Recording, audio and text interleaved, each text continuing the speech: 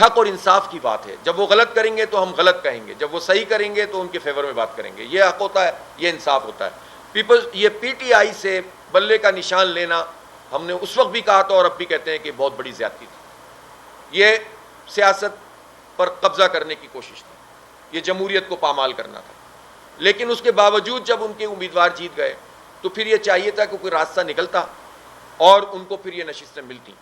اب یہ ساری نشستیں چھین کر جو حکومت اور نام نہاد اپوزیشن میں تقسیم کی جا رہی ہے, تو اس کے نتیجے میں یہ ایک عام آدمی کو کسی دوسرے ملک کے آدمی کو پوری پکچر دکھا دو اور اس کو بتا دو کہ یہ سب کچھ کیا گیا, تو اس کا کامن سینس یہ بتائے گا کہ یہ بہت بڑی زیادتی ہے. تو یہ ہمارے ججز کو نہیں پتہ چلتا, لیکن 26ویں آئینی ترمیم کے بعد تو انہوں نے ہر چیز پہ ہی کنٹرول کرنا شروع کر دیا. اس لیے ہم یہ سمجھتے ہیں یہ زیادتی ہے, اور کم از کم ایسی جماعتوں کو جو بہت اصولی سیاست کی بات کرتے ہیں یہ سیٹیں وصول کرنے سے انکار کر دینا چاہیے.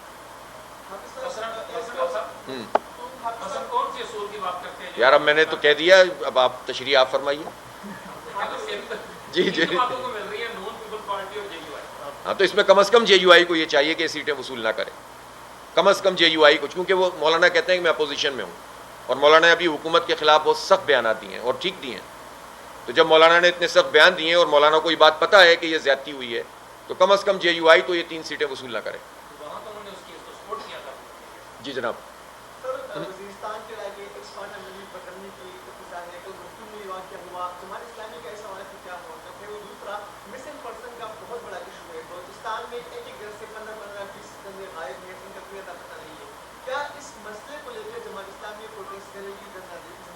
دیکھیں, لاپتہ افراد کے مسئلے پہ تو ہم نے کون سی نشست ہے جس پر ہم بات نہیں کرتے, اور یہ زیادتی ہے. کسی کو بھی میں تو کہتا ہوں مجرم بھی کوئی ہے تو اسے ریاست لاپتہ یا ماورائے عدالت تو قتل نہیں کرے گی نا, کیونکہ وہ ریاست ہے, اس کے پاس عدالت ہے, اس کے پاس نظام ہے, اس کے پاس آئین ہے اور دستور ہے.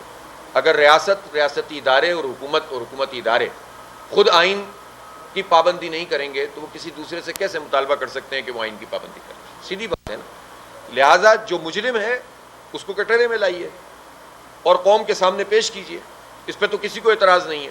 لیکن لاپتہ کرنا کسی صورت قابل قبول نہیں ہے. جب یہ کام کیا جاتا ہے اس کے نتیجے میں پھر اس میں بعض لوگ اس کو ایکسپلائٹ بھی کرتے ہیں.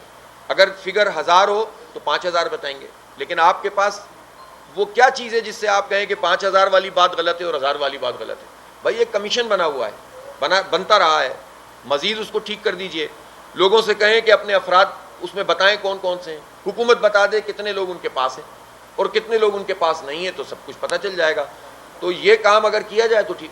تو جماعت اسلامی تو اس پر بات بھی کرتی ہے, احتجاج بھی کرتی ہے. ابھی بھی ہماری بلوچستان کا چیپٹر اس پر پورا کام کر رہا ہے اور عوامی ایک تحریک کے ذریعے سے اس مسئلے کو ایڈریس ہم کرنا چاہتے ہیں. ہم چاہتے ہیں کہ بلوچستان کا یہ امپریشن ختم ہونا چاہیے کہ ہم پاکستان کہ خدا نہ خواستہ کیا بلوچ عوام خلاف کھڑے ہیں. پاکستان کے وہ حق میں کھڑے ہوئے ہیں, وہ تو پاکستانی نہیں, وہ تو غزہ کے بھی حق میں کھڑے ہوئے ہیں. ہم نے جب اسٹرائک کی کال دی تھی, ہڑتال کی, پورا بلوچستان بند تھا, اور وہ اسٹرائک کی کال غزہ میں اسرائیل کی دہشت گردی اور پاکستان میں بھارت کی دہشت گردی کے خلاف تھی. اس لیے آپ کو یاد ہے وہ پہلگام واقعہ ہو چکا تھا, پورا ملک بند تھا, تو بلوچستان کا چھوٹا چھوٹا شہر بھی بند تھا.